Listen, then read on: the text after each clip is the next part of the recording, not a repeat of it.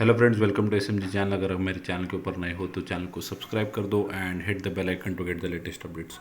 सो आज के दिन जो है इस वीडियो के अंदर मैं दो ब्रेकिंग न्यूज़ को कवर करने वाला हूं जो कि इंडियन मार्केट्स के ऊपर काफ़ी ज़्यादा इसका इफेक्ट रहेगा। आज के दिन अगर देखें तो मार्केट के अंदर भी थोड़ी बहुत तेज़ी देखने को मिली। ये दोनों जो नंबर्स थे, न्यूज़ थे, इसको मैं कवर करूँगा। तो नंबर्स जो थे वो काफ़ी ज़्यादा अच्छे आते हुए देखने को मिले।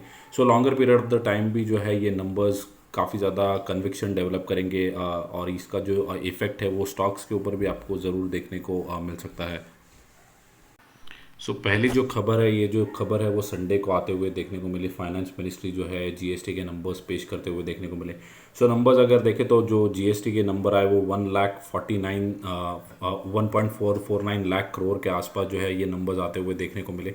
सो नंबर्स अगर देखें तो स्ट्रेट टेन टाइम्स, तो अगर देखें पिछले 10 महीने में जो है 1.4 लाख करोड़ के ऊपर ही जो है जीएसटी कलेक्शन बढ़ते हुए देखने को मिला। सो ये जो है काफ़ी ज़्यादा पॉजिटिव न्यूज़ है फॉर ओवरऑल इंडियन मार्केट्स। अगर देखिए इक्विटी मार्केट्स, सो 1.49 लाख करोड़ के आसपास जो है जीएसटी कलेक्शन इस दिसंबर मंथ के अंदर आते हुए देखने को मिला।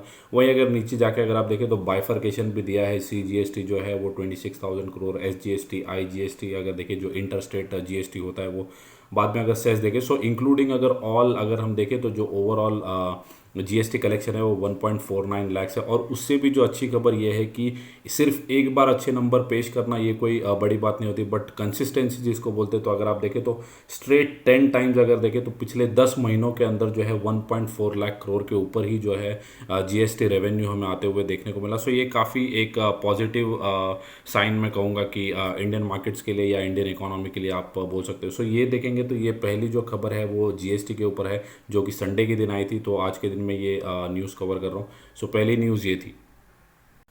सो नेक्स्ट अगर बात करूँ तो पीएमआई का जो डेटा है वो भी जो है दिसंबर मंथ के लिए आते हुए देखने को मिल रहा है। सो पीएमआई अगर क्या होता है तो परचेजिंग मैनेजर इंडेक्स होता है। सो ये एक इंडिकेटर होता है जो कि हर मंथली जो है सर्वे किया जाता है प्राइवेट सेक्टर कंपनीज के ऊपर।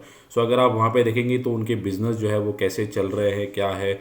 सो उनके मैन्युफैक्चरिंग अगर देखें तो अगर इससे सो ये जो डेटा होता है ये डेटा के आधार पर ही हमें पता चलता है कि करंट और फ्यूचर के अंदर जो है क्या कंडीशन बिजनेस की हो सकती है। सो मैंने पहले ही कहा कि ये जो कंपनी है, सॉरी, ये जो डेटा है वो कौन प्रोवाइड करता है, तो ये प्राइवेट सेक्टर्स कंपनीज जो है ये सर्वे प्रोवाइड करती है एवरी मंथली बेसिस के ऊपर। सो इससे हमें एक मार्केट के अंदर डायरेक्शन मिल जाता है कि ओवरऑल जो प्राइवेट सेक्टर कंपनीज जो कि काफ़ी ज़्यादा इंपॉर्टेंट है टू ग्रो इंडियन इकोनॉमी, सो ये कैसा परफॉर्म कर रही है। सो पीएमआई का जो डेटा होता है उससे हमें एक अंदाज़ा मिल जाता है।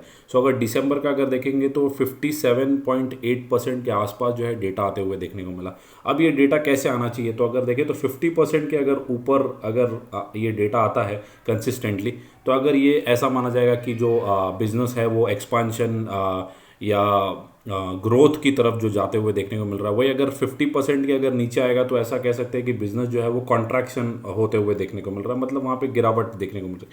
सो 50% एंड अबव अगर माना जाएगा तो ये जो डेटा है वो काफ़ी ज़्यादा अच्छा माना जाएगा।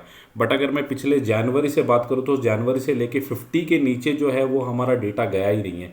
सो 50% के ऊपर ही हम जो है ट्रेड करते हुए देखने को मिल रहे हैं, यहाँ हमारा डेटा आ रहा है। और अगर यहाँ पे देखें तो 57% जो है वो हमने कभी भी अचीव किया नहीं था, सिर्फ 56% जो है अगर आप यहाँ पे देखें तो जुलाई के महीने में देखने को मिल रहा है। बट अगर 57.8% जो है दिसंबर के महीने में हमने last month of the year के अंदर जो है अचीव किया। सो ये काफ़ी पॉजिटिव न्यूज़ यहाँ पे निकल के आ रही है। दोनों जो डेटा है, चाहे वो जीएसटी कलेक्शन हो या पीएमआई का डेटा हो, ये काफ़ी ज़्यादा इंपॉर्टेंट रोल प्ले करते हैं। इससे जो है हमारा कन्विक्शन इंडियन मार्केट्स के ऊपर काफ़ी ज़्यादा बढ़ते हुए देखने को मिल रहा है। सो हम लोग बोल रहे हैं कि जो है रिसेशन है, मंदी है, इन्फ्लेशन है, ये जितने भी टर्मिनोलॉजीज, फाइनेंशियल टर्मिनोलॉजीज हम लोग यूज़ करते हैं मार्केट्स के अंदर, या हमें डराया जाता है रिटेल इन्वेस्टर्स को कि ये सब इश्यूज़ की वजह से, और बहुत से रिटेल इन्वेस्टर्स जो है अच्छे खासे जो क्वालिटी स्टॉक्स होते हैं उनको भी सेल कर देते हैं लॉस में रहकर भी। सो ये जो है हमें प्रैक्टिकल डेटा को भी हमें ध्यान में रखते हुए हमारे एनालिसिस को या स्टॉक बाइंग और सेलिंग करना चाहिए।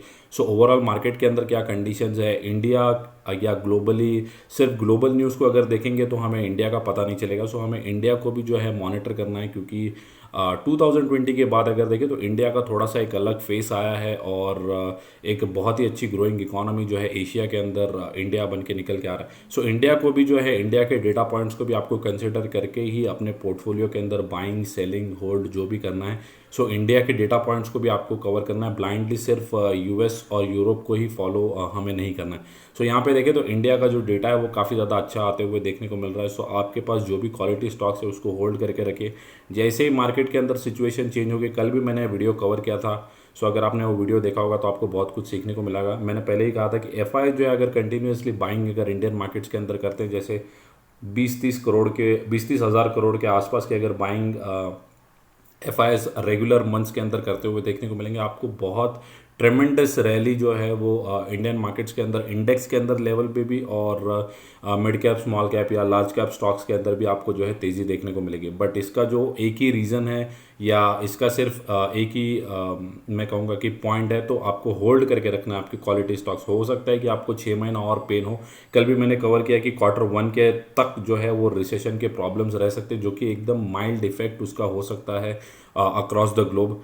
सो अगर देखें तो चाइना के अंदर जो भी प्रॉब्लम्स अभी के लिए चल रहे हैं, सो चाइना का एक बहुत बड़ा अल्टरनेट जो है वो इंडिया निकल के आएगा और काफ़ी ज़्यादा जो मैन्युफैक्चरिंग चाइना के अंदर होती थी वो इंडिया के अंदर भी आते हुए देखने को मिलेगी। सो ये काफ़ी बड़ा कन्विक्शन लेवल है। सो ये जो चीज़ें हैं वो ओवरनाइट शिफ्टिंग नहीं होगी, इसके लिए टाइम लगेगा। और जब शिफ्टिंग के लिए टाइम लगेगा और अगर आपने क्वालिटी कोई भी होल्ड करके रखा है स्टॉक, तो उसको भी आपको होल्ड करना रहेगा longer period of the time, तो ही जो है आपको काफ़ी अच्छे बेनिफिट्स आपको देखने को मिलेंगे। सो ये थी दोनों भी न्यूज़ जो मैंने कवर की थी, ताकि आपका नॉलेज भी बढ़े और इंडियन मार्केट्स के ऊपर आपका कन्विक्शन भी बढ़े। सो अगर आपको वीडियो अच्छा लगा होगा तो वीडियो को लाइक कर दो एंड चैनल को सब्सक्राइब। Thank you guys.